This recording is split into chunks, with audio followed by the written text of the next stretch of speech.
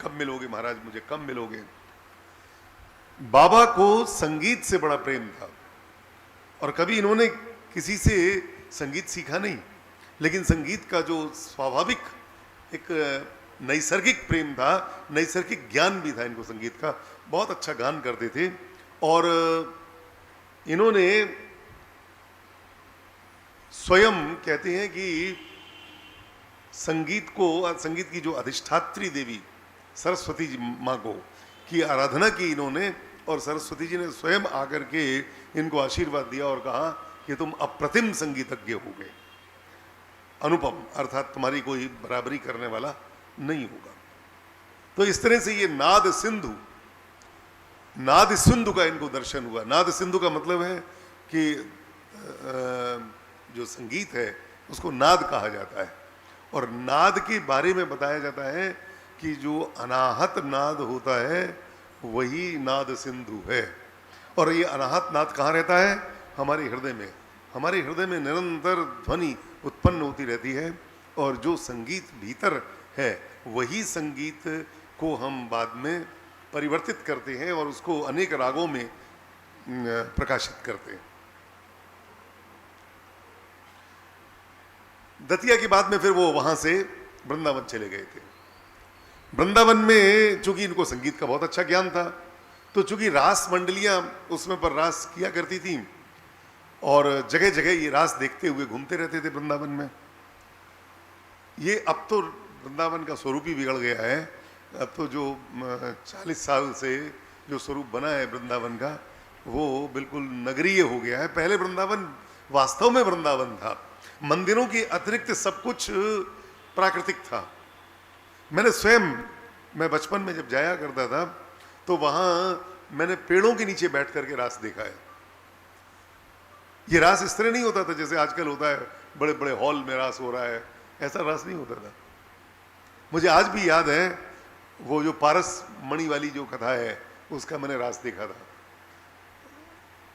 तो वो समय वास्तव में वृंदावन का अलग ही था।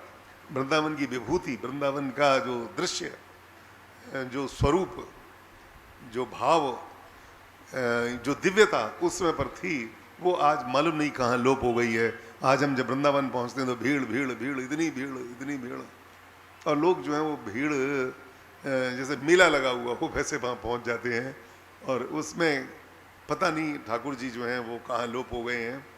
पहले हर जगह पर, हर वृक्ष में भगवान के दर्शन होते थे। लेकिन आज भी यदि आप चाहें, वृंदावन तो उतना नहीं है, लेकिन जहाँ जहाँ अभी विकास नहीं हुआ है वहाँ पर आप जाएंगे तो आपको लगेगा कि यहाँ पर हर जगह पर, हर वृक्ष में भगवान विराजमान है।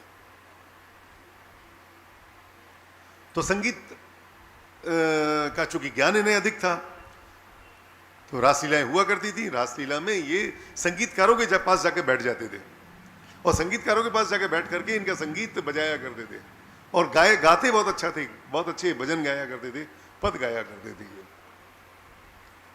बड़े बड़े संगीत शास्त्र के गुत्थियों को सुलझाने के लिए बड़े बड़े संगीत शास्त्री, संगीताचार्य इनके पास आते थे। एक बार आए थे इनके पास में, आपके फर्रुखाबाद भी आ चुके हैं, वो डीवी पलुस्कर, दिगंबर विष्णु पलुस्कर। पहले यहाँ पर भी श्रावण के महीने में हर मंदिर में कुछ न कुछ संगीत हुआ करता था, और बहुत जगह पर तो शास्त्रीय संगीत हुआ करता था। तो मेरे समय की बात नहीं है, मेरे जन्म से पूर्व की बात होगी ये, जब डीवी पलुस्कर यहाँ पर आए हैं। दिगंबर विष्णु पलुस्कर का यदि आपको याद होगा, एक भजन बहुत प्रसिद्ध है, ठुमक चलत रामचंद्र भाजत पैजनिया, ये उन्हीं के रागबद्ध है, उनके द्वारा ही रागबद्ध किया गया है। ये आज भी दिगंबर विष्णु पलुस्कर का नाम लेकर के ही लोग जो हैं वो श्रद्धान्वित हो जाते हैं। वो दिगंबर विष्णु पलुस्कर, उनको जब पता लगा कि वृंदावन में एक बहुत बड़े संगीताचार्य हैं, ग्वारिया बाबा, इनका नाम कोई नहीं जानता है, इनका ग्वारिया बाबा का नाम क्या था, तो इनके पास वो आ गए और आकर के इनसे पूछा, एक कहीं पर ऐसा संगीत का जो रचना थी, उस रचना में एक गांठ थी, एक समस्या थी, जो वो सही प्रकार से सुलझ नहीं रही थी कि यहाँ पर कौन सा राग, कौन सा स्वर लगेगा, किस तरह से इसको गाया जाए।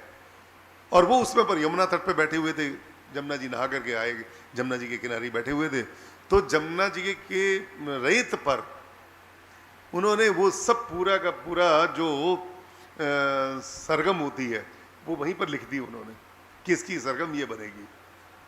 तो कहते हैं कि उनको ये देख करके बड़ा आश्चर्य हुआ विष्णु दिगंबर पलुस्कर का कि क्या इतना दिव्य ज्ञान किसी संगीत शास्त्री का हो सकता है, संगीत आचार्य का हो सकता है, क्योंकि वो तो बहुत दिनों से प्रयत्न करते करते और हार गए थे और उन्हें कुछ भी वो उसको बना नहीं पा रहे थे। अंत में उनको समझ में आ गया कि उनकी त्रुटि कहाँ पर थी। संगीत जो था वो, यद्यपि संगीत जरूर जानते थे ये, लेकिन संगीत के संगीताचार्य के रूप में इन्होंने कभी अपने को प्रसिद्ध नहीं किया। संगीत को कभी इन्होंने अपना व्यवसाय नहीं बनाया। आजकल क्या होता है, किसी को कोई भी कला ज्ञात होती है तो अपना व्यवसाय बना लेता है, लेकिन उन्हें तो फक्कड़ व्यक्ति थे वो, उन्होंने इसको अपने संगीत शास्त्र को अपना व्यवसाय न बना करके केवल भगवान का भजन करने के लिए ही समय समय पर वो संगीत का प्रयोग किया करते थे। अब चूंकि भगवान श्री कृष्ण के वृंदावन में आ गए थे ये, और वृंदावन में उनका चिंतन करते थे कि ठाकुर जी मिलेंगे तो कैसे मिलेंगे, तो ठाकुर जी मिलेंगे तो अपना अंगोछा सिर में बांधे होंगे, मोरपंख लगा होगा और धोती पहने हुए होंगे, हाथ में लठिया होगी। तो जैसे ग्वारिया स्वरूप भगवान का वो ध्यान करते थे, धीरे धीरे करके वो भी देखने में ग्वारिया ही लगने लगे। आप जिसका चिंतन करते हैं उसी का स्वरूप आपके ऊपर अपने आप आ जाता है। तो इसलिए सभी लोग उनको देखते ही ग्वारिया ग्वारिया कहने लगे, ये ग्वारिया बाबा हैं, ग्वारिया बाबा, सब लोग उनको ग्वारिया बाबा पुकारने लगे। उनका कृष्ण प्रेम जो था वो दिन प्रतिदिन बढ़ता चला गया। कृष्ण विरह में वो ब्रजरज में लौटते रहते थे, रोते रहते थे, कभी यमुना के किनारे, कभी पवित्र बालुका में बैठ करके घंटों कृष्ण कीर्तन करते, रास में घंटों खड़े रह करके और रास बिहारी की ओर एक टक देखते रहते थे। कभी हंसते, कभी रोते, कभी स्फूर्ति में दर्शन करके दोनों हाथ बढ़ा करके उठा करके, और या कभी दोनों हाथ उठा के आगे बढ़ा करके भगवान को गोद में लेने के लिए आगे बढ़ जाते थे, तेजी से भागते हुए उनको अपने गले लगा लेते। स्वरूप जो रासलीला के स्वरूप होते थे ना, उनको गले से लगा लेते थे। हा कृष्ण, हा श्याम सुंदर, हा मदन मोहन कहते हुए मूर्छित होकर के भूमि पर गिर पड़ते थे। उनके नेत्र श्री कृष्ण के दर्शन के लिए निरंतर अश्रु बहाया करते थे। कान में उनकी बंसी सुनने के लिए हर समय पर वो व्याकुल रहते थे कि कहीं कभी किसी प्रकार से मुझे भगवान की बंसी सुनने को मिल जाए। अंग प्रत्यंग में व्याकुलता बनी रहती थी उनकी, श्री कृष्ण की ढूंढते ढूंढते पूरे ब्रज 84 कोस में। कभी वो एक जगह टिक कर नहीं रहते थे, कभी नंदगांव चले गए, कभी गोकुल चले गए, कभी गोवर्धन। अब उस जमाने में कोई वाहन तो थे नहीं, तो पैदल ही चलना होता था, तो हर समय पर पैदल चलते रहते थे। कभी गोवर्धन, कभी कालीहृदय, कभी सेवा कुंज, कभी निधुवन। बहुत दिन हो गए ऐसे भटकते भटकते, तड़पते तड़पते भगवान की याद में, दर्शन नहीं हुए। अब इतने दिन जब मैं परेशान हो गए, वो कई वर्ष बीत गए, तो एक दिन उन्हें गुस्सा आ गई ठाकुर जी पर। बोले, देख मैंने सुना था कि जो कोई तेरी तरफ एक पैर बढ़ाता है तू 100 पैर बढ़ा करके आगे आता है, और मैं तेरे लिए रोज घूमता रहता हूं और जाने कितने कोस चल चुका हूं, और तू एक पैर भी मेरी तरफ आगे बढ़ करके नहीं आया है। अब मुझे धोखा हो गया है, मुझे पता लग गया कि तू बड़ा निर्दयी है, बड़ा क्रूर है, और तुझसे जो यारी करता है वो पछताता है। अब मुझे समझ में आ गया कि तू मित्र होने लायक है नहीं, बस हो गई तेरी मेरी यारी, अब कोई यारी वारी नहीं चलेगी। तुझे अपने, असल में मुझे समझ में आ गया कि मैं तो विपन्न हूं, निष्किंचन हूं, अकिंचन हूं, मेरे पास कुछ है नहीं, दरिद्री हूं, और तू ये ब्रजराज का पुत्र है। तो ब्रजराज का पुत्र होने के कारण तू युवराज है, अपने को राजा का बेटा समझता है, और मुझे तो बहुत ही साधारण गरीब निर्धन व्यक्ति मानता है, इसीलिए तू मेरे सामने नहीं आता है। ठीक है, अब मैं तेरी तरफ, तू आ भी जाएगा तो तेरी तरफ मुंह उठा के नहीं देखूंगा मैं, आज अब तू अब आएगा भी, तुम नहीं देखूंगा। ग्वारिया बाबा जो है इसी तरह से फिर भी मंदिरों में जाते रहे, रास देखते रहे, कृष्ण कीर्तन करते रहे। लेकिन जब लगा कि अब ज़्यादा कोई लाभ नहीं है भगवान की भक्ति करने से, इनको ढूंढने से, तो मंदिर जाना बंद कर दिया, यमुना जी जाना बंद कर दिया, कीर्तन करना बंद कर दिया, रास लीला में देखने जाना बंद कर दिया। चुपचाप एक ही जगह बैठे रहते थे। कोई पूछता था क्यों रासलीला देखने चलोगे, पर नहीं जाएंगे हम, क्या करना रासलीला करके, तुम भी बच जाओ, कोई फायदा नहीं होने वाला है, उसके चक्कर में मत पड़ो। जो चक्कर में पड़ता है पागल हो जाता है, और वो मिलता मिलाता है नहीं। क्या करोगे वहां जाकर के, मंदिर में दर्शन करके क्या लाभ होता है, रोज दर्शन करने जाते हो, लेकिन वो कभी मिलता है। वो चाहते थे ठाकुर जी बिल्कुल ऐसे ही मिलें जैसे हम लोग घूमते रहते हैं, चलते फिरते, हमें गले से लगा ले, हमें उठा ले, इस तरह की वो चाहते थे। सबसे कहते थे भैया तू काहे को मंदिर जा रहे हो, मंदिर जानो बंद कर, ये मिलेगा ना है, मैं बहुत दिन से मंदिर जा रहा हूँ, कोई लाभ ना है भैया, मैं रासलीला देखूं वहां से कोई लाभ नहीं भैया, जमुना जी के नहाने से कोई लाभ नहीं है, कोई व्रत पुण्य दान कुछ करने से कोई लाभ नहीं है, ये मिलता नहीं है, ये बड़ा निष्ठुर है। ये तो अच्छा कुछ इन्हें मिल भी गए, इनकी जैसे ब्रिज है, वो तो ब्रिज में तो वैसे भी ऐसे ही लोग रहते हैं वो सभी का भाव वही सख्य भाव होता है कि भैया बिल्कुल तुम सही कह रहे हो, हम जाने कितने दिन से जाके चक्कर में पड़े हुए हैं कृष्ण के, और कृष्ण जो है वो आज तक मिलो नहीं, या ये सही बात है, ये हाथ कभी नहीं आवेगो, बड़ो निष्ठुर है, और ये गोपीन के चक्कर में पड़ो रहे, हुड़दंग मचाते रहे, लेकिन हम लोग जो इनकी सेवा के, हम लोग जो इनके लिए व्याकुल रहे हैं और घूमते रहे हैं, अपनी सुध बुध खोते रहे हैं, लेकिन हम लोगों को ये मिलेगा नहीं। तो बिल्कुल सही कहे, हम लोग भी जानो बंद करेंगे, मंदिर में जानो बंद, अब हमारो भी जानो बंद। अब ठाकुर जी ने सोची कि ये तो बड़ा गड़बड़ कर रहा है अभी तो मैं सोचता था कि जैसे और लोग होते हैं वैसे ये भी करेगा, ये भी अपने दर्शन करता रहेगा और मेरी भक्ति करता रहेगा, लेकिन इसने तो भक्ति करना बंद कर दिया बिल्कुल। देखो भक्ति करना बंद नहीं किया, ये भक्ति की पराकाष्ठा हो गई। ये पराकाष्ठा जो रूठना जो है ना, वो भी प्रेम की पराकाष्ठा है। मान जो है वो प्रेम की पराकाष्ठा है। तो मान कर गए, अब ये रूठ गए, तो ये खुद तो रूठ ही गया है, तो दूसरों को भी हमारी मार्ग से हटा रहा है। चलो आप इसको दर्शन देते हैं, मैं देखता हूं कि ये क्या करता है मेरा, मैं इसके सामने आता हूं। तो एक दिन वहीं पर कहीं धूल में लुटे हुए थे ग्वारिया बाबा रमन रीति में, उसी समय पर ठाकुर जी गैयन को चराते हुए उनके सामने से निकल गए और बांसुरी बजाते हुए, एक किशोर सजल जलद नीलम दर्शितो उदार शीलम करतल धृत शैलम वेणुवाद्य रसालम ब्रजजन कुलपालम कामिनी केली लोलम तरुण तुलसी मालम नवमी गोपाल वालम। ऐसे ठाकुर जी को देखा, और देख करके उनकी मधुर स्वर बांसुरी का कानों में उनके पड़ा, तो इतने पागल हो गए देखते ही, घुंघराले बाल उनके ठाकुर जी के और बड़ा सुंदर स्वरूप। तो ये भागते हुए पहुंच गए उनके पास, अरे ये तो मेरा यार है, ये मेरा यार है। बाबा के शरीर में आनंद की लहर दौड़ गई, और जाए करके सब अभिमान अभिमान सब गायब हो गया, याद भी नहीं रही कि हम किस बात पर गुस्सा हुए थे, या क्या बात करी थी, या क्या रूठे थे हम।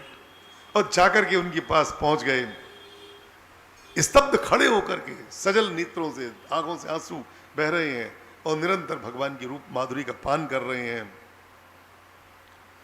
कहते हैं कि ठाकुर जी ने उनको कसके अपने बाहों में लपेट लिया। बोले भाई मैं तुम्हारी बहुत दिनों से प्रतीक्षा कर रहा हूं, तुमने मेरे पास आना बंद कर दिया, मेरी लीलाओं को देखना बंद कर दिया, रासलीला में भी नहीं आते हो, यमुना जी में भी स्नान नहीं करते हो, मेरा चिंतन ही करना बंद कर दिया। अब मुझे बड़ी चिंता हुई, इसीलिए मैं जाने कब से तुमसे मिलने के लिए छटपटा रहा हूँ, और अब मुझे आना पड़ा। जब तुमने ही मुझसे मिलना बंद कर दिया तो मुझे व्याकुलता बढ़ गई। अब तुमने मेरी व्याकुलता बढ़ा दी है, अपनी व्याकुलता तो बिल्कुल ही बंद कर दी। ग्वारी इस तरह से जब ये बात कही तो फिर वो नहीं याद आ गई। बोले कि देखो रहने दे, तू झूठ बोले, तुम मिलना चाहते हो तो प्रारंभ से ही क्यों नहीं मिलो? तू ब्रज को युवराज है ना, इसीलिए तुमको अभिमान हो गया है, और मेरे जैसे निर्धन व्यक्ति से तुम मिलना नहीं चाहे। देख अब मैं तो उससे मिलूंगा नहीं, मिलियो सो मिलियो, मैंने जो प्रतिज्ञा पहले करी ही वही प्रतिज्ञा चलेगी, मैं जा रहा हूं। ऐसे कह करके चलने लगे तो ठाकुर जी बोले, अरे कहाँ जाए,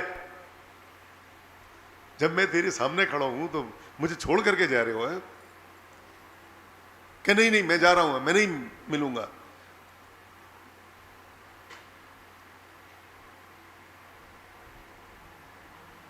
ठाकुर जी बोले कि नहीं देखो, तुम जाओ मत मुझे छोड़ करके, मैं भी तुम्हारे बिना नहीं रह सकता हूं, तुम वृंदावन में ही रहो, और मैं वृंदावन में तुम्हें प्रतिदिन दर्शन दूंगा, तुम्हारे हर समय पर तुम्हारे साथ ही सोऊंगा, तुम्हारे साथ ही भोजन करूंगा, तुम्हारे साथ ही चलता रहूंगा, तुम जहां जाओगे वहीं जाऊंगा मैं। अब तुम एक क्षण के लिए भी मुझे अपने पास से ओझल नहीं मानोगे। अब यहां से ग्वारिया बाबा का नया अध्याय प्रारंभ हो गया। श्याम सुंदर का जो संपर्क था, श्याम सुंदर का जो सानिध्य था, वो 24 घंटे का प्राप्त हो गया उनको। अब तो ठाकुर जी से हर समय पर बातें करते रहते थे, उनसे हास्य विनोद व्यंग्य करते रहते थे, हर समय पर उनकी लीलाएं चलती रहती थी। अब यदि किसी दूसरे से भी बात करते थे तो वो यही सोच के चलते थे, ये ठाकुर जी से ही मैं बात कर रहा हूं। तो प्रत्यक्ष रूप से भी बात करते थे, छद्म रूप से भी बात करते थे। एक बार की बात है कि ये बाबा जयपुर गए और वहां पर तहसीलदार, वहां के जो तहसीलदार थे, जो तहसील के बैराट जगह है जयपुर की, वहां के तहसीलदार रघुनाथ प्रसाद और चौथमल, ये राजस्थान में आपने नाम सुना होगा, ये ज़्यादा है प्रसिद्ध नाम है चौथमल। तो चौथमल जी जो थे वो साथ में बैराट नगर के की सैर करने पर निकले।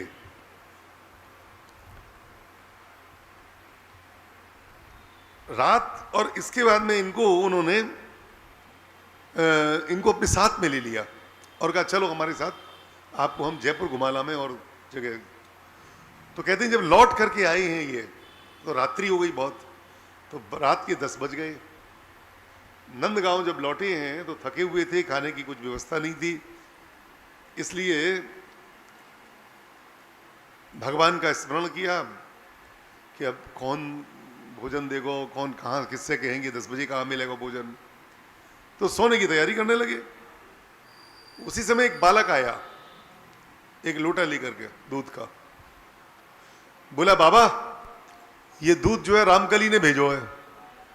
अब रामकली कोई होंगी जो उनके आस पास कहीं रहती होंगी, हो सकता है वो कभी दूध भेज देती हो इनके पास, तो ये रामकली ने भेजो है।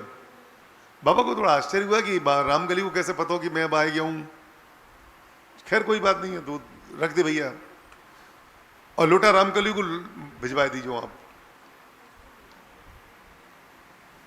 वो भी थे और भी साथ में जो लोग थे उन सबको थोड़ा थोड़ा दूध दिया, और सब लोग दूध पी करके और बड़े प्रेम से सो गए। प्रातःकाल उठे तो सोचा कि लोटा जो है रामकली को दिया मैं, तो रामकली को लोटा देने के लिए गए। बोले रामकली तेने बड़ा अच्छा किया, सब रात में हम इतनी थके थकाई आए हैं और भूख बहुत जोर लग रही, तेने बहुत बढ़िया बड़ो गाढ़ो दूध, बड़ो दिया आनंददायी दूध, ऐसा स्वादिष्ट कि मैंने जीवन में कभी इतना पियो नहीं।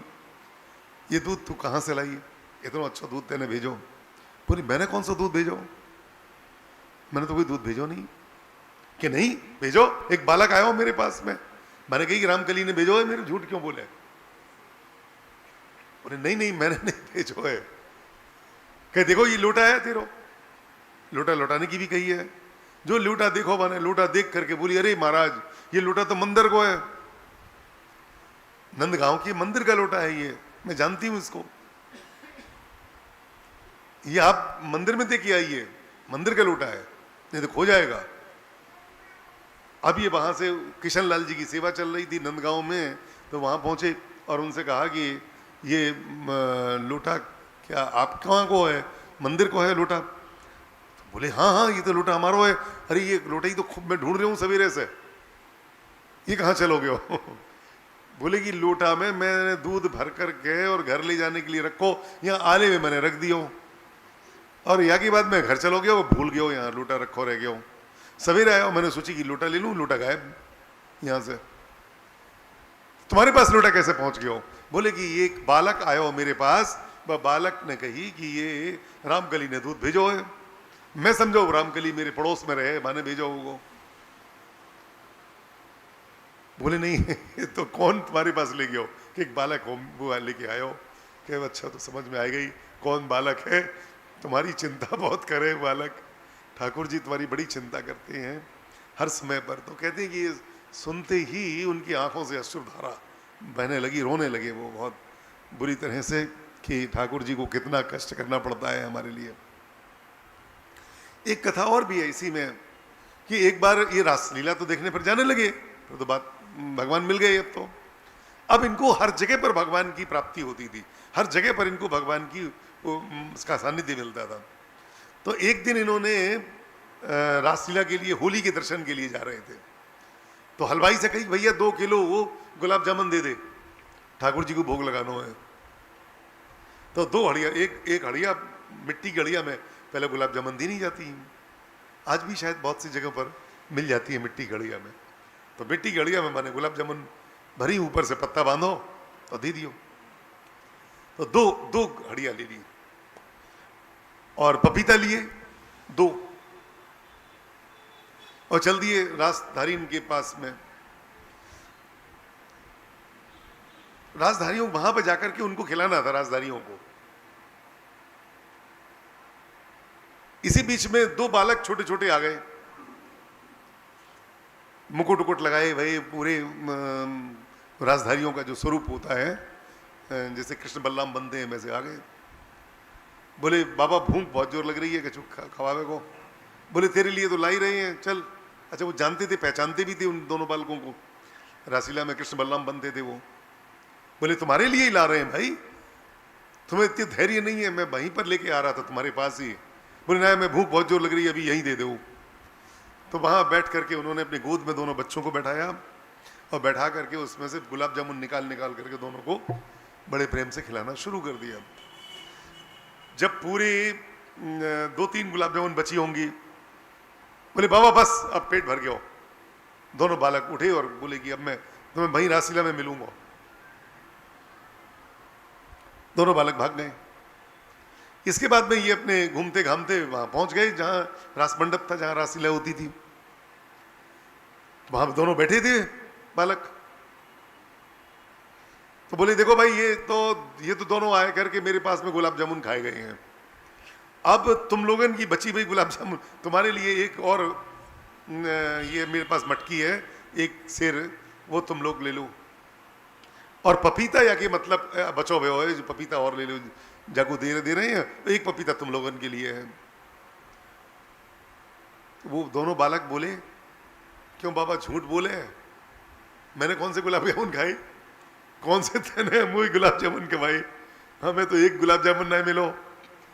कि झूठ मैं बोलूं कि तू बोल रहे हो है? अभी अभी मेरे पास गए हो, वहां जाए करके मेरी गोद में बैठ करके, कौन ने गुलाब जामुन खाई? तू नहीं खाई ना, देख खाली है ये मटकी, 2-3 बचे हैं जमे से।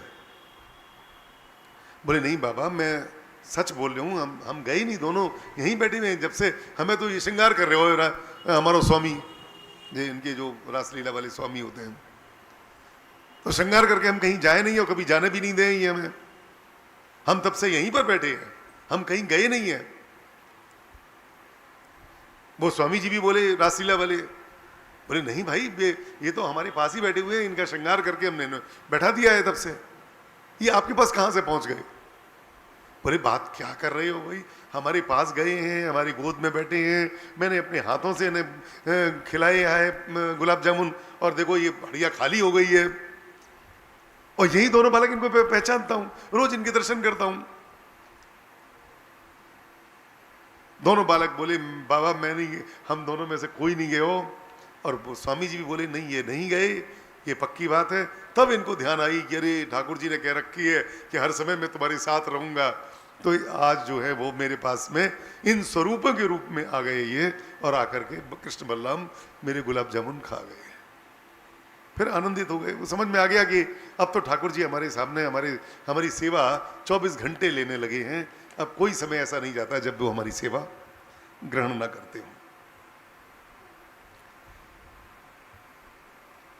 इसके बाद में अब कुछ विचित्र लीला इनकी प्रारंभ होती है।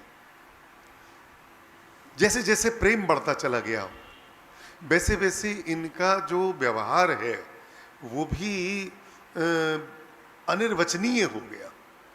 संसार की दृष्टि में भक्त का व्यवहार असाधारण होता है। हम लोग होश में होते हैं, भक्त होश में नहीं होता है। होश सांसारिकता है, जहां प्रेम होता है वहां होश नहीं होता है। जब तक विदुरानी को होश नहीं था, जब तक प्रेम था, तब तक वो केले की छिलकी ठाकुर जी को खिलाती रही। और जब विदुर जी ने कहा कि अरे क्या कर रही है तू, ये केले के छिलके खिला रही है, और जहां उनको होश आया ठाकुर जी बोले अब तो भूख खत्म हो गई। तो होश जो है वो ठाकुर जी के मार्ग में बहुत बड़ी बाधा है। और आप जब ठाकुर जी के प्रेम में होते हो तो स्वाभाविक है सांसारिक बुद्धि काम नहीं करती। बुद्धि और प्रेम दो विपरीत चीजें हैं। बुद्धि हमेशा हमें स्वार्थ की बात बतावेगी, बुद्धि हमें सांसारिक बातों में उलझाने की कोशिश करेगी, बुद्धि हमें तर्क सिखावेगी। लेकिन प्रेम में न सांसारिकता है, न लाभ है, न हानि है, न दुख है, न सुख है, कुछ नहीं है, केवल परमानंद ही परमानंद है। इसलिए प्रेम अलग ही चीज है। प्रेम के वशीभूत होने के बाद, प्रेम में जब व्यक्ति पड़ जाता है तो उसकी स्थिति यही हो जाती है। कहते हैं ये बांके बिहारी जी के दर्शन करने गए वृंदावन में, तो वहां पर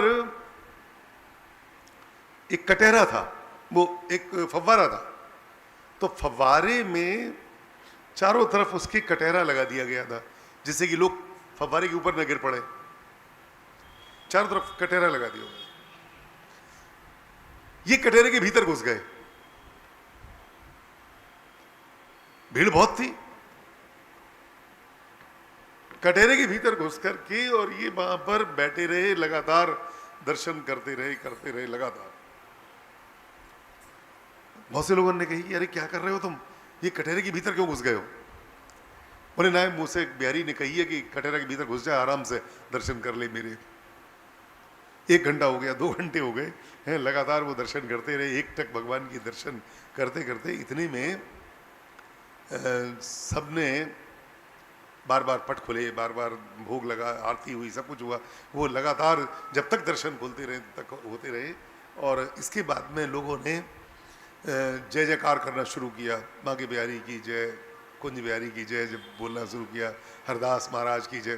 तो तभी ये बाहर निकल आई और गुस्से में बोले कि देख तेरी जय सब लोग बोल रही हैं, मेरी जय एक बार भी बोली है कहूं ने? मैं जा रहा हूं, मैं नहीं यहाँ रुकूंगा।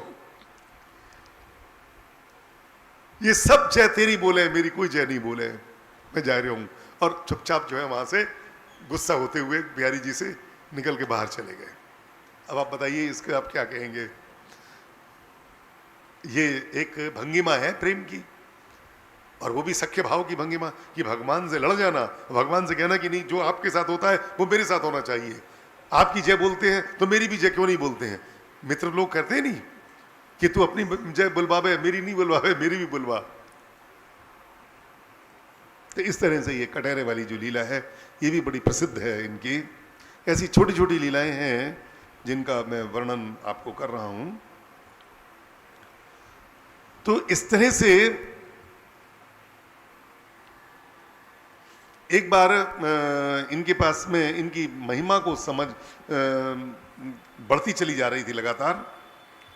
विनोदी स्वभाव इनका कोई गया था, और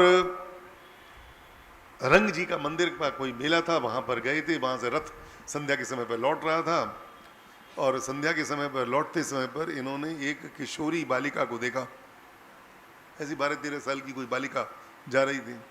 इन्हें ये आभास हुआ कि राधा रानी जा रही हैं, तो एक टक देखते रहे और देखते देखते समाधि लग गई इनकी उनको। अब बहुत देर तक ये हिले नहीं, डुले नहीं, एक ही जगह खड़े हुए हैं। तो मैंने हिला में, जो इनके साथ में थे चौथमल जी और बहुत से लोग थे जो इनके साथ में थे, इन्होंने कहा क्या हो गया बाबा, बाबा क्या हो गया, अरे क्या हो गया। वो समझे कि वो चक्कर कर आ गए, क्या हो गया उन्हें।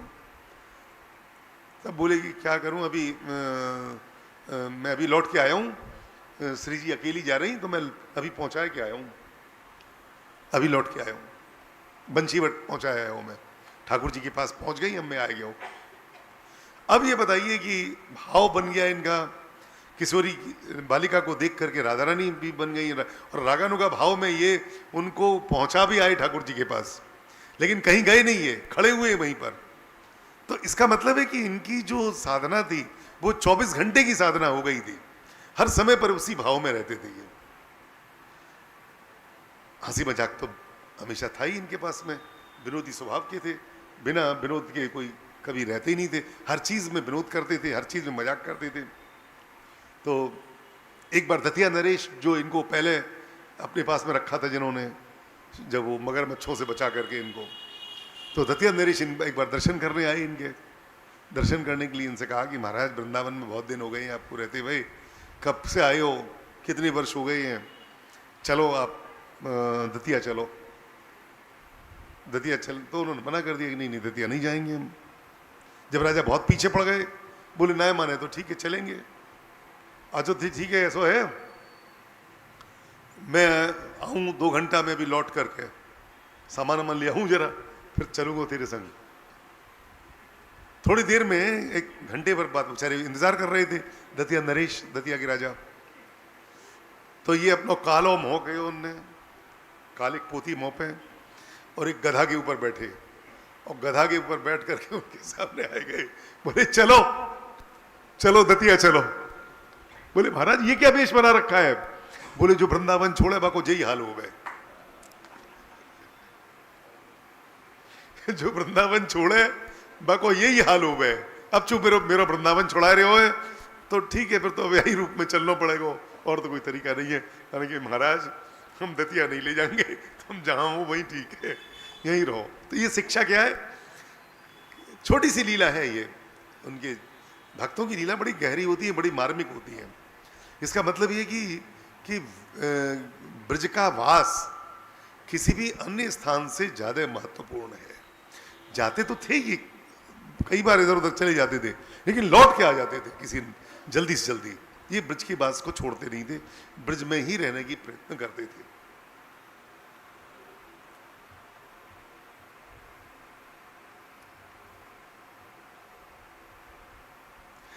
एक बार ये हुआ कि जयपुर के राजा थे माधव सिंह। वो आपने देखा होगा कि जयपुर वालों का वहाँ पर एक राजस्थान का एक मंदिर है बहुत बड़ा बना हुआ, जिधर से हम लोग जाते हैं, रंग जी की तरफ जाते हैं ना, उधर ही की तरफ है। तो वो मंदिर बन रहा था। मंदिर बनने में, विशाल मंदिर बनवाना उन्होंने शुरू किया था, तो मजदूर लगे हुए थे। अब ग्वारिया बाबा तो पकड़ दे, ये मजदूरों के संग में लग गए, और खुद जो है वो उठा उठा करके ईंटें और सामान वामान जो पत्थर जो भी उठाते थे वहां पर पहुंचाने लगे। मंदिर की निर्माण में मजदूरी करना शुरू कर दिया इन्होंने।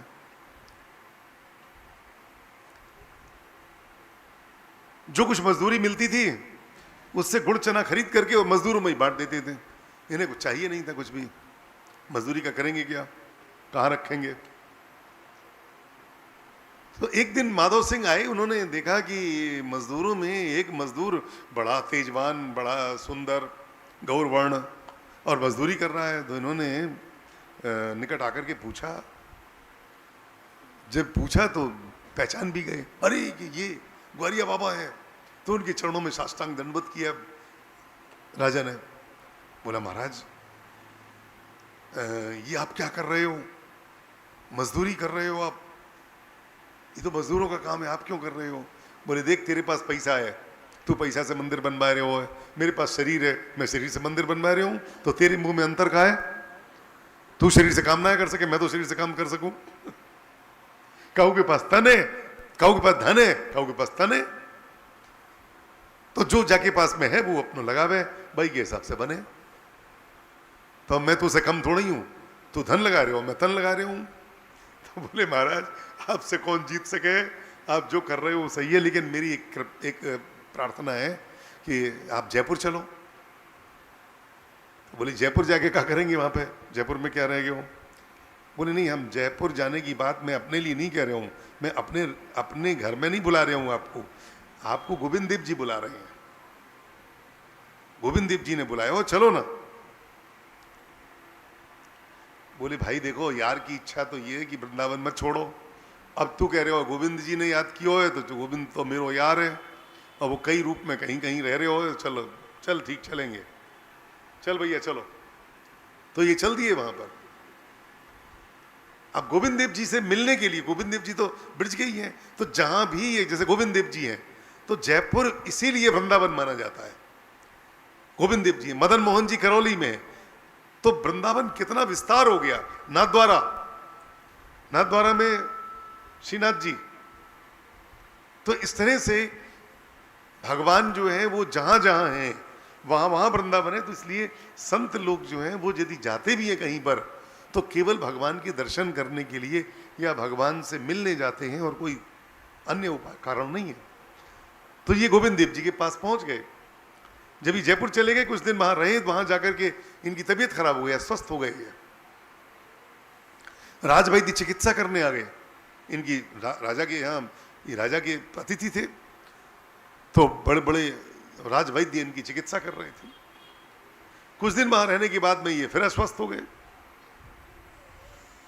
तो अस्वस्थ अवस्था में उसी समय पर एक पत्र इन्होंने गोस्वामी गोवर्धन लाल जी महाराज जो नाथद्वारा में सेवायत थे, उनके पास में एक पत्र लिख करके भेजा। थे बीमार, और बीमारी अवस्था में ही लिख दिया।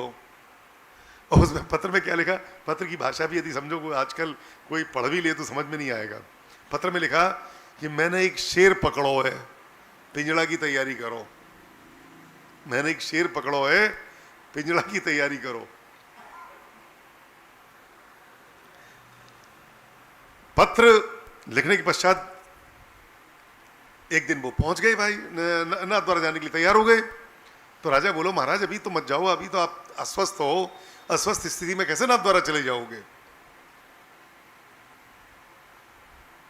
बोले ऐसो कर, यहाँ पे मेरे स्वास्थ्य के लिए तो क्या कर रहे हो।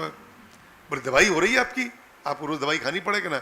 अच्छा दवाई कितने दिन खानी है, कि 14 दिन, अभी 14 दिन यहीं रहना है आपको। तो बोले वैद्य जी को बुलाओ। वैद्य जी आए, उनसे कही कि 14 दिन की दवाई दो। उन्हें 14 दिन की दवाई दे दी, नहीं पुड़िया 14 पुड़िया, उन्हें 14 पुड़िया सब खाली मिलाई, उनने पूरा इकट्ठे किया, एक बार में खाए गए। बोले हो गया हूँ, अब जा रहा हूं मैं। 14 दिन की पुड़िया एक साथ खाली नहीं, कि 14 दिन की हो गई दवाई। इस तरह से वो एक ही खुराक में खा करके, और वास्तव में कहते हैं कि उसी दिन उनका रोग ठीक हो गया, बिल्कुल स्वस्थ हो गए। वो नाथद्वारा पहुंच गए। अब नाथद्वारा में जो टिकायत गोवर्धन लाल जी थे, जब ये वहां पहुंचे, बोले महाराज वो शेर कहां है, शेर, वो शेर कहां है जो आपने पकड़ा है। तो बाबा बोले पिंजड़ा कहां है। भाई मैंने तो तुमसे कही मैंने शेर पकड़ो, तुम पिंजड़ा बनवाओ। वो बाकायदा पिंजड़ा उनने बना हुआ दिखा दिया, तैयार भी करवा दिया था। तो बाबा खुद जाए करके पिंजड़ा में बैठ गए कि मैं ही हूं शेर, और कौन है शेर। अब शेर का मतलब उनका यह था कि मैं सिंह जैसे स्वतंत्र होता है और निर्भीक होता है, और सब पशुओं से उसे, किसी भी पशु से उसे डर नहीं लगता है। उसी प्रकार से ग्वारिया बाबा को किसी से डरते नहीं थे। वो काहे को डरे। फिर जिनको मित्र ठाकुर जी उन्हें डरने की क्या जरूरत है। अब एक दिन क्या भैया कि ये प्रभाव तो बड़ा भयंकर पड़ता है ना। जो लोग गोस्वामी लोग हैं, सेवाधिकारी लोग हैं, उनके परिवार पर भी, उनके बच्चों पर भी बड़ा प्रभाव पड़ता है। अंग्रेज़ों का प्रभाव बड़ा पड़ा, अंग्रेज आई गए थे उस समय पर, और अंग्रेज लोगों ने हम अपनी संस्कृति को बहुत बुरी तरीके से हम लोग ऊपर थोपना शुरू कर दिया था। तो उनके जो पुत्र थे, गोवर्धन लाल जी के पुत्र टिकायत, सेवायत, टिकायत कहें उनको, टिकायत माने सेवायत, सेवाधिकारी। तो सेवाधिकारी गोस्वामी के पुत्र दामोदर लाल जी टाई सूट पहन करके और टाई वाई लगाए करके और क्रिकेट को बल्ला घुमाते हुए वो वहां निकल आए, दिखाई दिया। और बाबा ने उन्हें देखो तो देखते ही बोले, बाबा ने जाकर करके उनकी तमाचो मार दिया कस के कि यही तुम्हारा वेशभूषा है, तुम सेवायत गोस्वामी हो।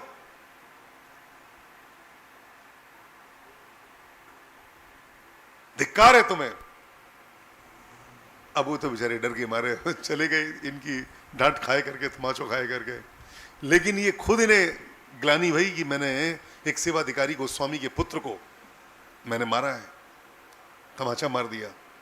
तो वो स्वयं वहां जेल पहुंच गए और जेलर से बोले कि जल्दी खोलो मेरे लिए दरवाजा, मैं जेल में रहूंगा। उन्हें क्या कि मैंने अपराध कर दिया है एक। बोले क्या अपराध कर दिया? कि मैंने सेवाधिकारी गोस्वामी के पुत्र के तमाचा मार दिया है और मैंने अपमान किया है उनका, इसलिए मुझे बंद कर दो जेल में। बोले महाराज कोई अपराध नहीं है, कहीं कोई बात नहीं है, हम आपको कैसे बंद कर दें? बंद करने का हमारे पास में कोई आदेश नहीं है, बिना आदेश के हम नहीं कर सकते।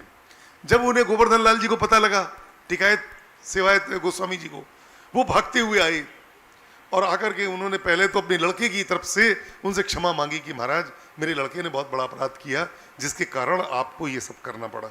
मैं आपसे बार बार आपसे आपके चरणों में विनती करता हूँ कि आप अपराध को क्षमा कर दो, मेरे पुत्र के अपराध को क्षमा कर दो।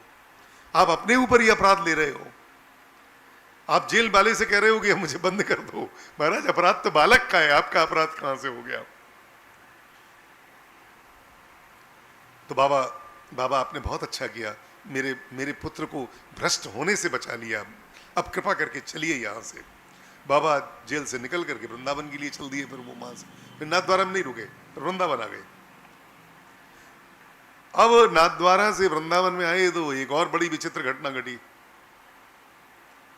एक दिन जब वो सेवा कुंज की गली से जा रहे थे, अब सेवा कुंज गली तो आप जानते ही हो, जो पीछे से यहाँ से आप जाते हैं ना, इधर से जब टेढ़े खंबा वाले मंदिर के पीछे से जो गली चलती है वो सेवा कुंज वाली गली है। उसी गली में राधा दामोदर जी का भी मंदिर है, वही गली है। तो सेवा कुंज वाली गली में से जा रहे थे, सामने से उन्होंने एक बंगाली युवती को अपने पिता के साथ, एक बंगाली कन्या, विवाह योग्य कन्या थी, वो पिता के साथ जा रही थी। तो उसके पिता से बोले अपनी जा कन्या के संग में मेरा ब्याह कर दे। अब बताओ ये क्या बोल रहे हैं? उससे कह रहे हैं, पिता से कह रहे हैं कि तुम अपनी कन्या का विवाह मेरे साथ कर दो। बंगाली महाशय जो थे बड़े सभ्य थे, शिष्ट थे, पढ़े लिखे व्यक्ति थे, लेकिन उन्हें गुस्सा आ गई बड़ी जोर की और उन्होंने खरी खोटी सुनाना शुरू कर दी। नहीं, उन्हें क्या असभ्य व्यक्ति है तू, शर्म नहीं आती इस तरह की बात करते हुए? मैं तेरे साथ में अपनी बेटी का विवाह करूंगा। बाबा जो थे वो हंसते हुए आगे बढ़ गए। मैंने बाबा को गुस्सा नहीं आई, बाबा ने कोई प्रतिक्रिया नहीं की, जैसे हंसी मजाक कर रहे हैं वैसे हंसी मजाक कर रहे हैं। आश्रम पहुंच करके पंडित रामकृष्ण दास बाबा से बोले, बाबा रामकृष्ण दास के आश्रम में रहते थे ये, तो वहां बोले कि बाबा आज मेरा ब्याह है, बारात की तैयारी करो, बारात तैयार करके लेके आओ। तो उन्हें कहाँ पे ब्याह है? कि जमुना जी के किनारे। अब वहां जाए करके इनने जमुना जी के किनारे एक चिता बनाई लकड़ी की, और वह चिता के ऊपर जाके बैठ गए। जब लोगों को पता लगा कि ये अपने पाप का प्रायश्चित, जो इन्होंने अपराध किया है, अपने अपराध का प्रायश्चित करने के लिए यहाँ पर चिता पे बैठे हुए हैं, तो सब लोगों को बड़ा दुख हुआ। भीड़ लग गई वहां पर, बड़ी भयंकर भीड़ लग गई। और उधर उस बंगाली को भी पता लग गया। वो बंगाली रोता हुआ आया और उनसे कहा, महाराज ये सब मत करिए, मैं अपनी कन्या का विवाह आपके साथ करने के लिए तैयार हूं। बोले कि मैं कहाँ तुम्हारे कन्या के साथ विवाह करने के लिए तैयार हूं, मैं तो यूं ही हंसी मजाक में आपसे बात कर ली और अब मैं उसका प्रायश्चित कर रहा हूं। कोई बात नहीं है, आपने मुझे क्षमा कर दिया, अब कोई बात नहीं, मैं भी जा रहा हूं। और वो वहां से निकल करके कहीं दूर चले गए। इस तरह से ये सिद्ध महात्मा थे। इसका तात्पर्य क्या है? ये शिक्षा का तरीका है कि इस संसार में विवाह करना या इस संसार में फंसना, पहले से निश्चित कर लो कि तुम चिता पे बैठने जा रहे हो। उसका अर्थ ये है कि विवाह माने चिता पे बैठना। मेरी बारात लेकर के आओ, मैं बारात की तैयारी करो। बारात तैयारी माने क्या हुआ? चिता पे बैठना। ये मृत्यु का मार्ग है। संसार का मार्ग जो है वो मृत्यु का मार्ग है, अमृत का मार्ग नहीं है, मृत्यु का मार्ग है। तो इस प्रकार से एक बार की बात है, अब कोई ना कोई लीला इस तरह की करते रहते थे ये। एक बार की एक लीला में इन्होंने और एक बड़ी विचित्र का, बरसाने में एक दिन रुके हुए थे ये। बरसाने में रात में ये कहीं बैठे हुए थे तो भजन कर रहे थे बैठे बैठे। वहां पर दो चार चोर जो थे वो बैठे बैठे योजना बना रहे थे कि गोसाई जी के घर में बहुत पैसा है, चांदी सोने के बर्तन है उनके यहाँ चोरी करने चलना है। तो उन्होंने सोची कि अच्छा ये चोर चोरी करने जा रहे हैं, तो ये तो हमारे सखा के संगी मालूम पड़े हैं, ये ठाकुर जी भी तो चोर है ना। तो उनसे बोले, भैया बात सुन, हम भी चोर हैं, हमें नहीं ले चलोगे? हम भी चलेंगे, तुम्हारी सहायता ही करेंगे। अब चोरों ने सोची कि एक और बढ़ गया हो तो कोई बात ना है, थोड़ी शक्ति और बढ़ जाएगी हमारी, तो उनको संग में भी ले लिया। ठीक है चल, तू भी हमारे संग चल। और उनको लेकर के चल दिए। अब ये गोस्वामी जी के यहां पहुंच गए और वहां पहुंच करके उन्होंने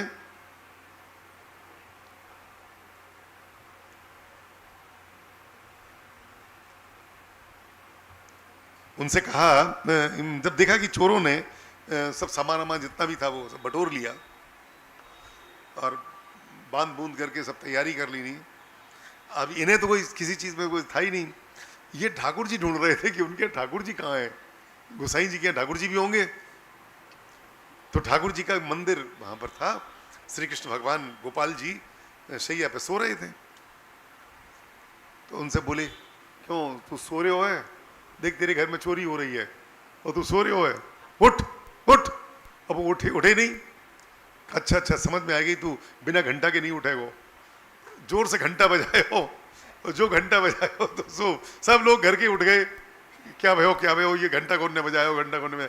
सब चोर जो थे वो सब सामान वामान छोड़ छाड़ करके वहां से भाग गए। तो इस तरह से उनके यहाँ की रक्षा भी उन्होंने कर दी। इस प्रकार से एक और भी कथा है इनकी, बड़ी विचित्र, ये भी बड़ी महत्वपूर्ण कथा है, समझनी चाहिए। एक बार मथुरा में थे ये, तो मथुरा में इन ये कहीं घूम घाम रहे थे, तो किसी ने बताया, ये कह रहे थे मथुरा में भी हम कुछ दिन रहेंगे, कोई किराए राय को मकान है क्या यहाँ पे कहीं? तो बोले, महाराज यहाँ किराए को मकान कोई सस्ता तो ना मिलेगा, एक मकान है वो मुफ्त में भी मिल जाएगा बिना पैसा के। बोले कौन सो? कि वो भूत महल है एक, भूत महल में तुम रहना चाहो तो रह लो, बरसों से बंद पड़ो भैया। बाबा ने कही देखो बिट्टे में रहेंगे नहीं, मकान मालिक से मिलवाओ हमें। मकान मालिक वालों से बात बारी करी, बोले 50 रुपया महीना देंगे। 50 रुपया महीना मैंने बहुत बहुत बड़ी बात हो गई, 5000 रुपया महीना हो गया, या हो सके और 50,000 रुपया महीना हो गए। तो 50 रुपया महीना देंगे। तो भैया ये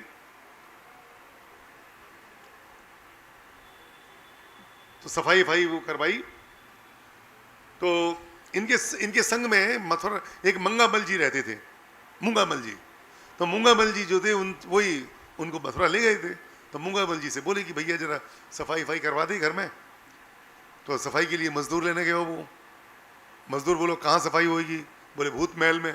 कि भैया हम ना जाएंगे, भूत महल में सफाई कौन करेगा? जो भी जाए भूत महल में, आपको भूत पकड़ लें, हम भूत महल में नहीं जाएंगे। मूंगा बोले भैया कोई मजदूर तैयार नहीं हो रहा है। बोले हमें मिलवाओ मजदूर से। मजदूर से बात करवाई उनकी, तो बोली बात सुन, तू क्या को डरे, हम तेरे संग में सफाई करेंगे ना, हम भी सफाई करेंगे, तू भी सफाई करेगा, चल। खैर वो मजदूर जो है वो सफाई करने के लिए चले, 2-4 मजदूर ले लिए, खुद भी लगे, और वो सफाई तो हो गई। सफाई हो जाने के बाद में फिर ये वहीं पर रहने लगे। अब रहने के बाद में मूंगा मल आयो, बोले महाराज यहाँ तो क्यों रह रहे हो आप, यहाँ से बहुत परेशानी में फंसा हो गया आप, ये तो भूत को डेरा है। बोले भूत नहीं, बड़ो अच्छा भूत है, बाकी हमारी दोस्ती हो गई है, और मैं आजकल बाकू संगीत सिखा रहा हूँ भूत को।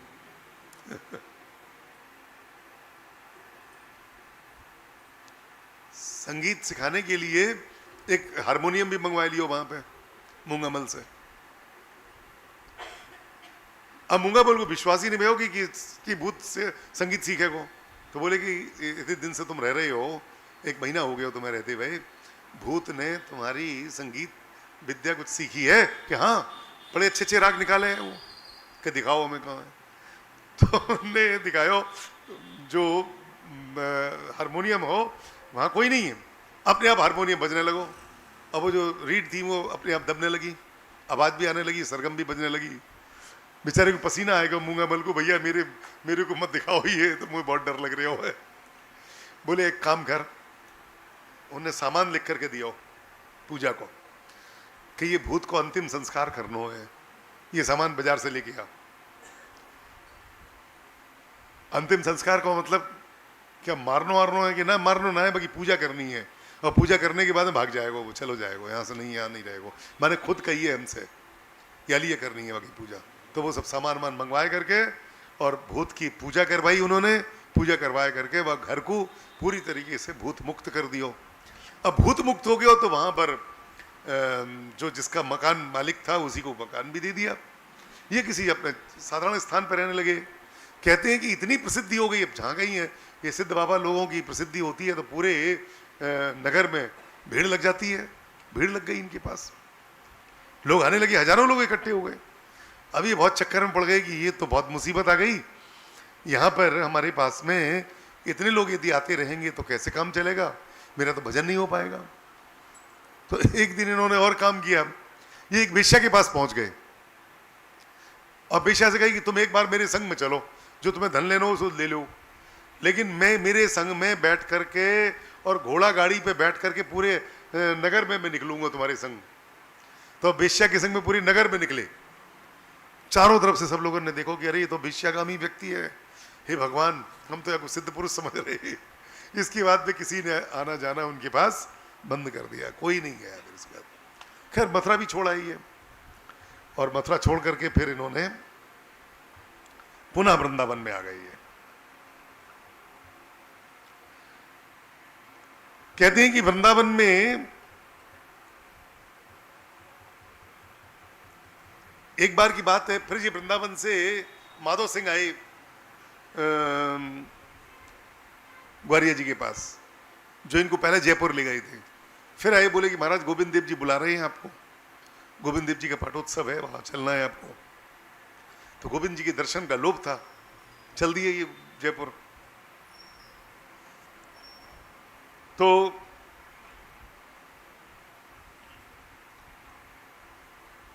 जब ये वहां पहुंचे, बोले महाराज आप प्रसाद आपको पाना है। बोले प्रसाद तो पावेंगे, लेकिन तुम्हारे आज जो खीर बनाई है ठाकुर जी को वो तो फीकी है, हमें शक्कर ही नहीं पड़ी है। बोले महाराज अभी तो आपने प्रसाद पाया ना, आपको काम कैसे मालूम है कि खीर फीकी है?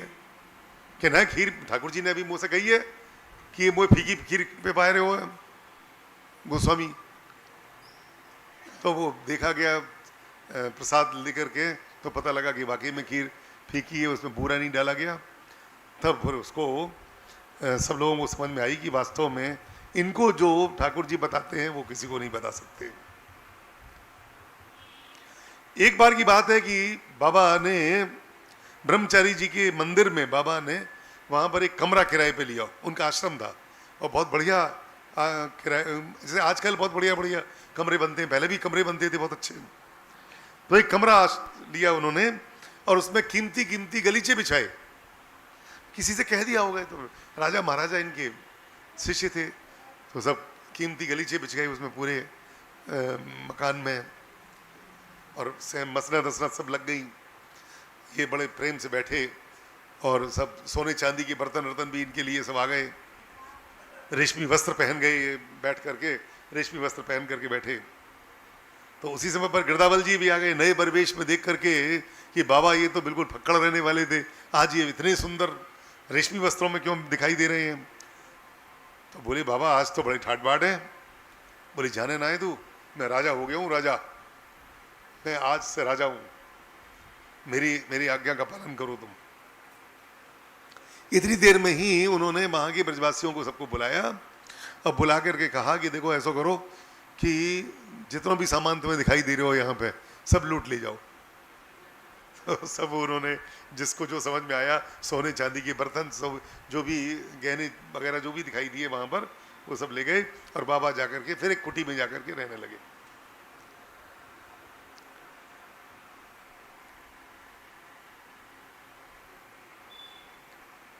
ऐसे ही एक बार की बात, जतिपुरा में जाकर ठहरी है और जतिपुरा में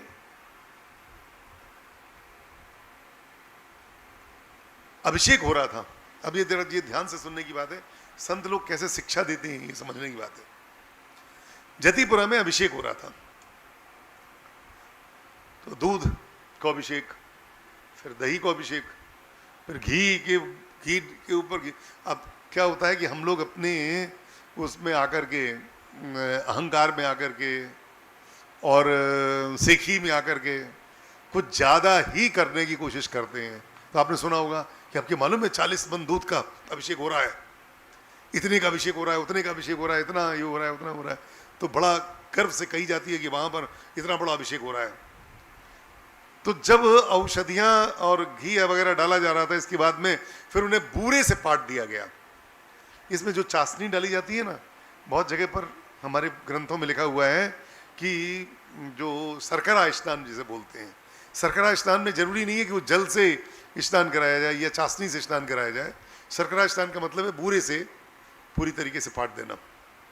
तो बूरे से पाट दिया और धीरे धीरे से उनके ऊपर जल की धार डाली, बूरा पिघलने लगा, श्री विग्रह जो था वो दिखाई देने लगा धीरे धीरे। ग्वारिया बाबा पीछे खड़े थे, जोर से चिल्लाए, जल्दी करो यार को दम घुटो जा रहे हो, मेरे यार को दम घुटो जा रहे हो, जल्दी करो।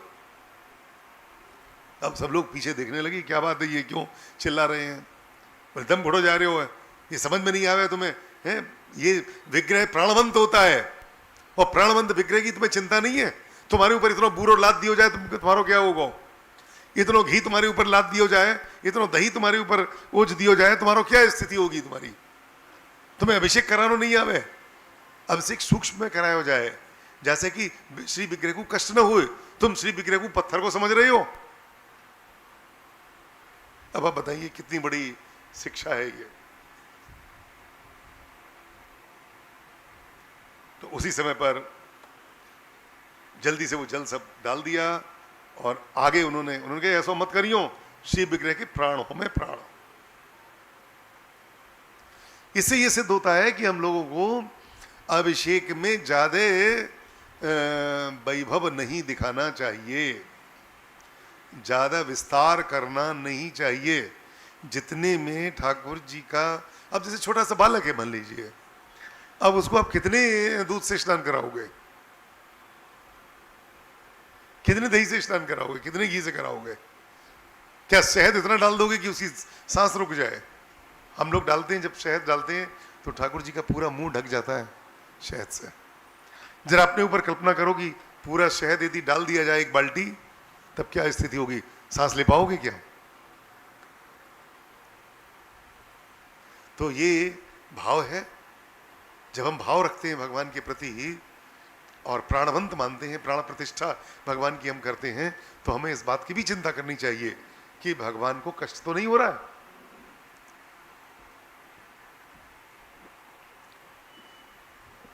एक दिन रंग जी के मंदिर में ग्वारिया बाबा ने उनको एक कमरा हो वहां पे, इनके कमरा सब जगह ही है, इनकी ठहरने के लिए ग्वारिया बाबा को कमरा है, ये ग्वारिया बाबा आके ठहरेंगे यहाँ पे। ये कभी कहीं ठहरते थे, कभी कहीं ठहरते थे, 2-4 दिन 5 दिन रुकते थे। तो एक दिन मंदिर के प्रांगण में उन्होंने एक बहुत बड़ी सभा की, सब लोगों को बुला लिया जितने भी वहां पर थे, आमंत्रित कर लिया बहुत दूर दूर से लोगों को, लोग आने लगे। अब ये नहीं मालूम है कि बुलाया क्यों है। जब 1000-2000 आदमी इकट्ठा हो गया, रंग जी का मंदिर वैसे भी आपको मालूम है बड़ी जगह है, वहां पे बहुत बड़ा आंगन है। जब बहुत सब इकट्ठे हो गए तो बाबा बोले, भैया आज हमारी शोक सभा करनी है तुम्हें। बोले शोक सभा? बोले कि ये समझ लो कि मैं मर गया हूं, तो तुम मरने के बाद तुम मेरी शोक सभा करोगे तो मैं कौन देखने आऊंगा? मैं यह लिए देखना चाहूं कि मेरी शोक सभा करोगे तो मेरी शोक सभा पे कौन कौन क्या क्या बोलेगा, ये मैं देखना चाहूं।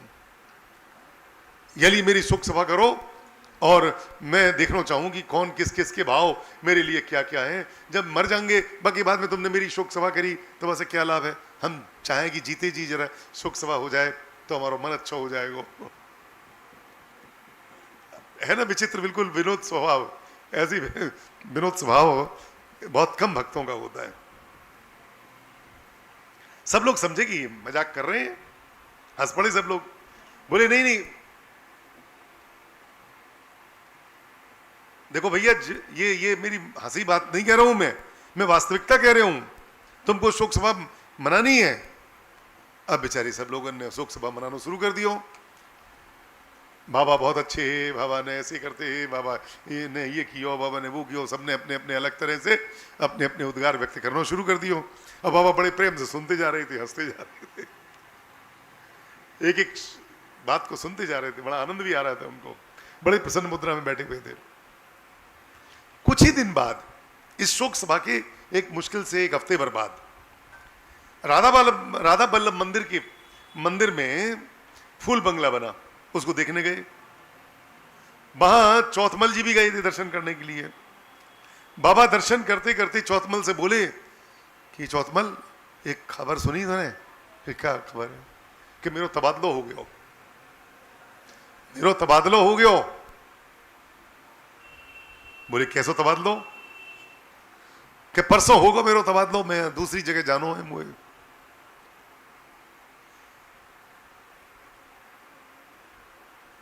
तो जहां पे बिहारीदास रमन रेती में बिहारीदास बाबा के यहाँ जो हमारा सामान पड़ो हुए हो है ना, तो वहीं से चलेंगे दूसरी जगह, लॉन्चिंग स्टेशन।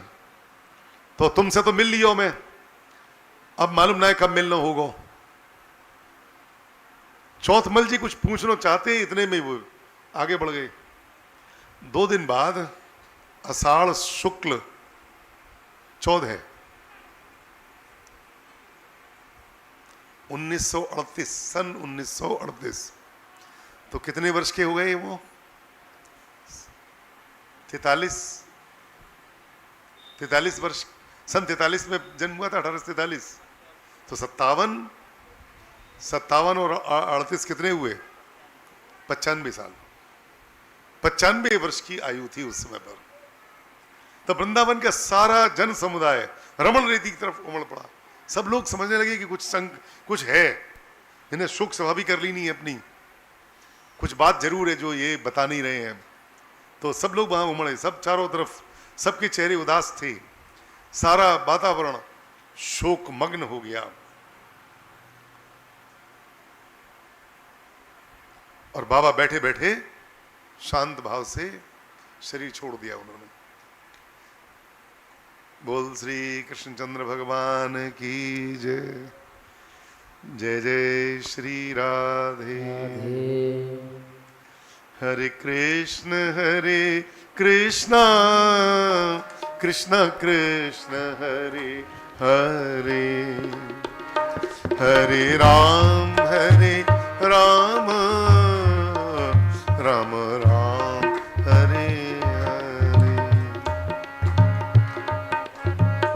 हरे कृष्णा कृष्ण कृष्ण हरे हरे, हरे राम राम राम राम हरे हरे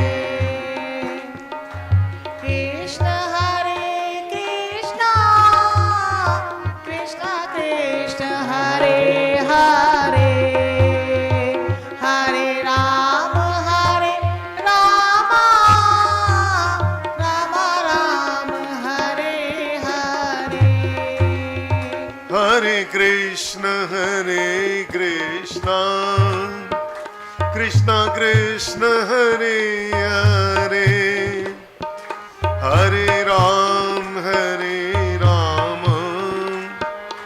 राम राम हरे हरे हरे कृष्ण कृष्ण कृष्ण हरे हरे हरे राम राम राम हरे हरे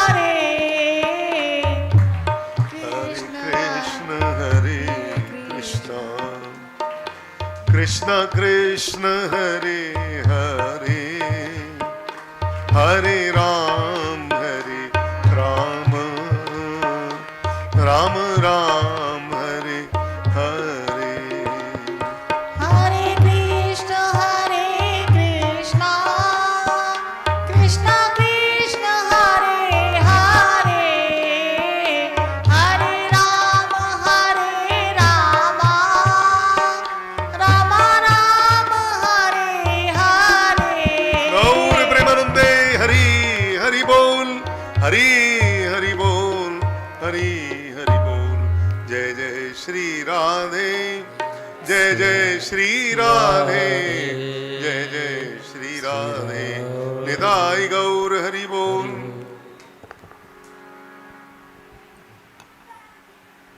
हेलो हेलो पहले तो एक बार हम लोग सभी को नमन कर लें फिर बात करते हैं। युगल सरकार की जय। अच्छा आज वास्तव में एकादशी है क्योंकि आवाज नहीं निकल रही ना है ये लगता है।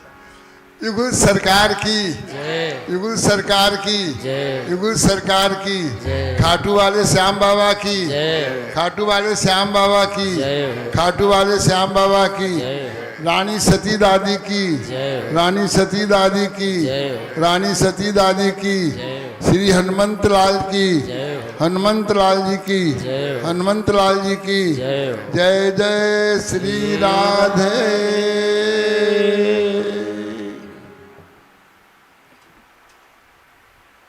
जब तक मेरे पथ में कांटे न बिछे हों मुझे चलने में मजा नहीं आता। अभिप्राय ये है जिन संतों की बात हो रही है अगर आप प्रारंभ से देखें बात तक तो कंटकाकीर्ण मार्ग पर वो चले हैं तब प्रभु की प्राप्ति हुई है। ऐसे नहीं हो पाती है। अच्छा अगर ऐसा न होता तो कितने सुंदर मंदिर में हमारे महाराज जी रह रहे थे और नव कानन में जहाँ पर कहीं कुछ नहीं था अब वहाँ बहुत कुछ हो गया लेकिन वहाँ पर आपने अपना स्थान बनाया। तो इसीलिए तो ना कि उनके दर्शन हुए उनके दर्शन की प्राप्ति की लालसा में आप बढ़े और उससे हम सबको लाभ हुआ। प्रभु से संबंध स्थापित करके देखो तो सही चाहे जौन से कर लीजिएगा। कबीर ने 2 संबंध अपने स्थापित किए महाराज जी। पहला संबंध किया माँ का कहते हरि मेरी नहीं। पहला तो पति पत्नी किया भगवान को पति माना हरि मेरा पीऊ मैं राम की बहुरिया हरि बड़े मैं छुटक लहुरिया ये संबंध किया। और दूसरा माँ का देखो कैसे भूल रहा हूँ अब उम्र का प्रभाव हो रहा है। हरि जननी मैं बालक तोरा माँ माना है हरि जननी मैं बालक तोरा काहे नवगुण बक्सो मोरा सुत अपराध करे दिन केते जननी के चितराह न तेते, कर गई केस करे जो घाता, तऊ न हेतु उतारे माता। मतलब बच्चा, माँ ही तो भगवान है ना। माँ के बच्चा गोद में होता है, माँ के बाल वो खींचता है, और किसी के बाल कोई खींच के देखे तो सही, और जितना वो खींचता, जितनी लातें मारता, उतना ही माँ उसे ज़्यादा प्यार करती है। ये विशेषता है। तो जितने हमारे भक्त लोग हैं, मैं पहले सोच रहा था, हमने महाराज जी ने आपकी विषय बड़े विचित्र लिए। आखिर ये मतलब वास्तव में भक्तमाल सुना भी है, कुछ भक्तों की कथाएं भी सुनी हैं, लेकिन इसे लगातार एक एक भक्त की बात करें, क्यों कहेंगे? तो मैंने आज जब आप बोल रहे थे, प्रवचन कर रहे थे, तब मैं सोच रहा था कि उनके जो मार्ग पर चलने में कठिनाइयाँ हुई और उन कठिनाइयों से वो आनंदित हुए, तभी उन्हें प्रभु की प्राप्ति हुई। तो ध्यान रखें, उनके मार्ग में कठिनाइयाँ तो होंगी, कभी कभी परीक्षा भी लेंगे, लेकिन ये विश्वास रखो, अगर हम अपने हिम्मत से, अपने साहस से, और वो भी उन्हीं की कृपा से, हमारी हिम्मत नहीं होगी, अगर उन्हें हमें अपना दास बनाना है तो हमें हिम्मत देंगे और हम उनके समीप पहुंच जाएंगे। अभी कल है लाला, मैं भुलाया, वहाँ लाला बाबू जी की कथा होगी। मैंने हर दिन हर संत की एक विशेषता के साथ आप जुड़ते रहेंगे, और आज आप सब लोग ज़्यादा धन्यवाद के पात्र हैं, क्योंकि इतनी परिस्थितियाँ खराब थीं, भीगते हुए सब लोग आए। मैं भी एक ड्रेस भिगा करके दूसरी ड्रेस से आपने जबरदस्ती बुला लिया, क्यों ये कार्यक्रम आज NAKP में और था महाराज, हिंदी के ऊपर। तो वहाँ से मैं गया और जल्दी, चूँकि एकादशी थी, तो प्रसाद लिया और फिर मैं भाग के यहाँ आ गया, थोड़ा विलम्ब से आ गया। चलिए, आप लोग आते रहिए, कुछ लोग भी आ जाएंगे। यही तो सही माने में तो ये भक्त हैं, इनको मैं नमन करता हूँ, सबको प्रणाम करता हूँ। और अभी आरती होगी ना।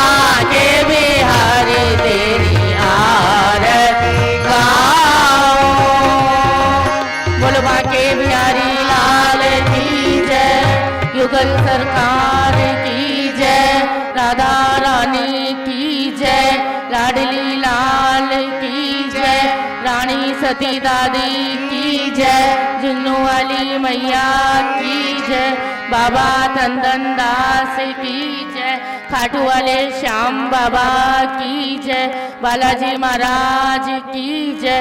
धर्म की जय हो, अधर्म का नाश हो, प्राणियों में विश्व का कल्याण हो। हर हर महादेव, जय जय श्री राधे, जय जय श्री राधे, जय जय श्री राधे। निताई गौर हरि बोल। गुरुदेव भगवान की जय, गोपेश्वर नाथ भगवान की जय।